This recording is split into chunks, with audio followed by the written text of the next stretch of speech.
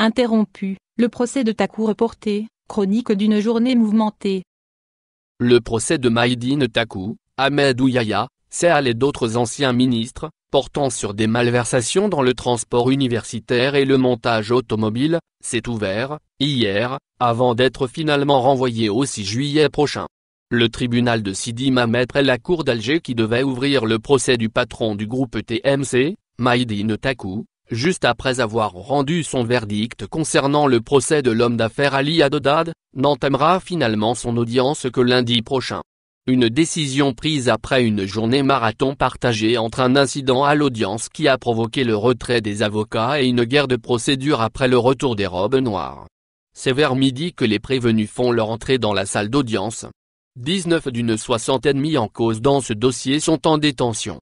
Pour la famille Taku, il s'agit notamment du principal accusé Maïdine Taku, un de ses frères et son fils. Un autre frère du patron du groupe TMC ainsi que son épouse et sa belle-fille comparaissent librement. Les deux ex-premiers ministres, Ahmadou Yahya et Abdelmalek Seal, les ex-ministres de l'Industrie, Abdesalem Bouchouareb, en fuite à l'étranger, et Youssef Yousfi, des Travaux publics, Abdelghani Zalen et Amar Goul, et l'ex-wali de Skikda, Ben Mansour, ainsi que de nombreux cadres dirigeants de l'ONU, Office national des œuvres universitaires, et de l'ETUSA, entreprise de transport urbain et suburbain d'Alger sont également prévenus dans ce dossier.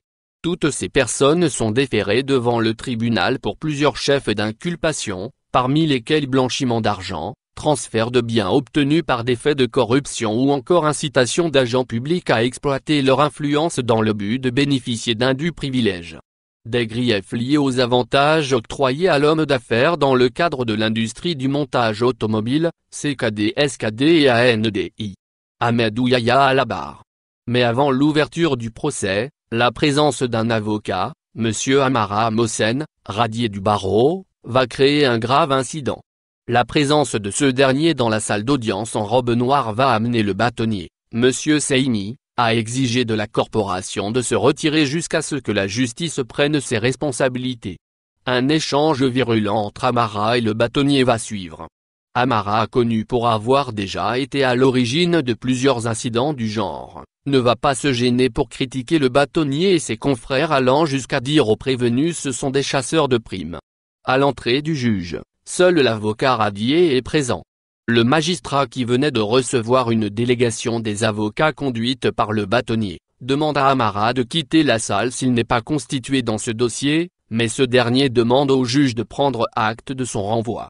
Après plus d'une heure de tapage et d'échange d'accusations, l'avocat radié va quitter la salle, mais c'est loin d'être suffisant pour le bâtonnier qui exige que la loi soit appliquée affirmant qu'Amara Mohsen a commis un délit en portant la robe d'avocat. Il faut respecter le métier. Cela fait plus de 10 ans que cet homme se comporte comme le maître des yeux dans les tribunaux, ça suffit. Lorsqu'un repris de justice nous insulte et porte la robe en pleine audience, il doit être emprisonné pour ce délit, sinon la défense se retire, insiste M. Seini avant de quitter la salle d'audience, en compagnie de l'ensemble de la défense. Le magistrat qui fait remarquer que l'incident est clos avec le retrait de M. Amara, commence à faire l'appel uniquement des prévenus et témoins cités dans l'affaire instruite par le tribunal de Sidi Mamed. Car, dans le box des accusés, faut-il le préciser, les mis en cause n'ont pas fait l'objet de la même instruction. Comme le prévoit la loi, l'instruction pour les hauts cadres de l'État, à savoir les ex-premiers ministres, les anciens ministres et ex-walis se fait au niveau de la Cour suprême, alors que pour les autres prévenus, le dossier a été instruit au niveau du tribunal de Sidi Mamed. Il s'agit donc de deux affaires pour un même dossier. Raison pour laquelle, en prenant la parole, le procureur de la République a demandé la jonction des deux affaires. En l'absence de leur défense, le juge demande aux prévenus s'ils n'avaient pas d'objection avant de lever la séance pour délibérer. Vers 14 h, le magistrat revient pour annoncer sa décision de jumeler les deux affaires. Les avocats sont toujours absents, mais cela ne semble pas contrarier le magistrat qui ne s'encombrera d'ailleurs pas de faire l'appel des hauts cadres et invite, tout de go, Ahmadou Yahya à la barre et commence son audition.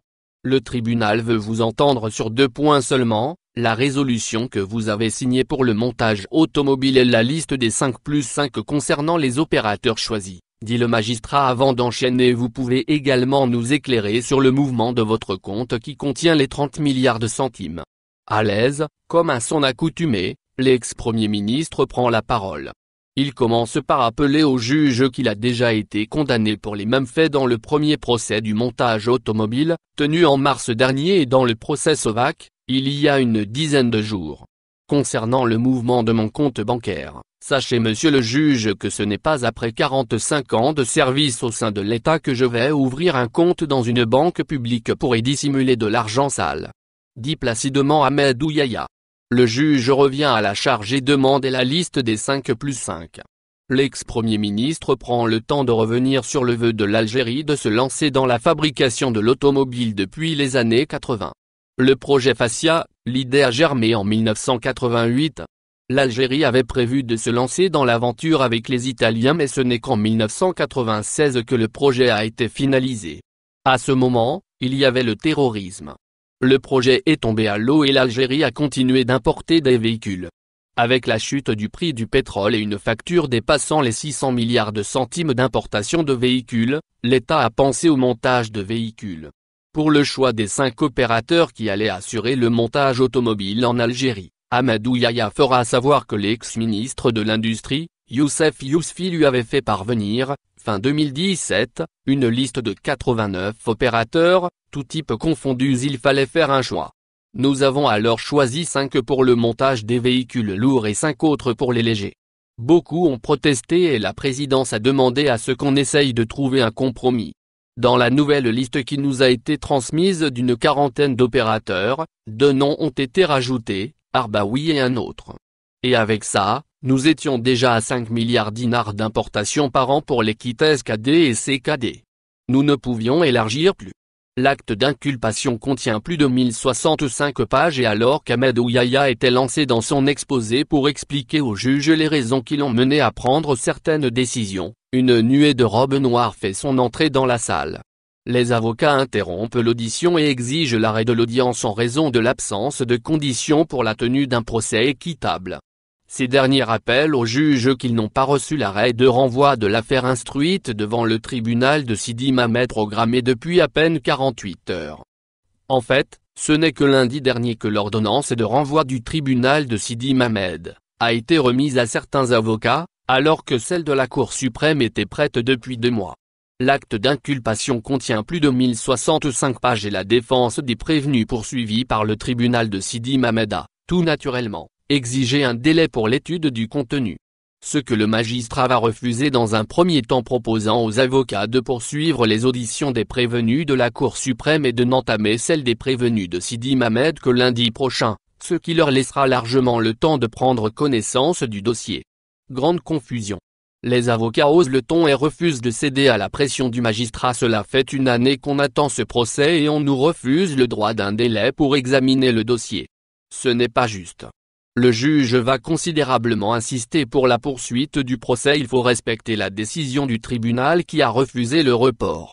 Mais c'est peine perdue.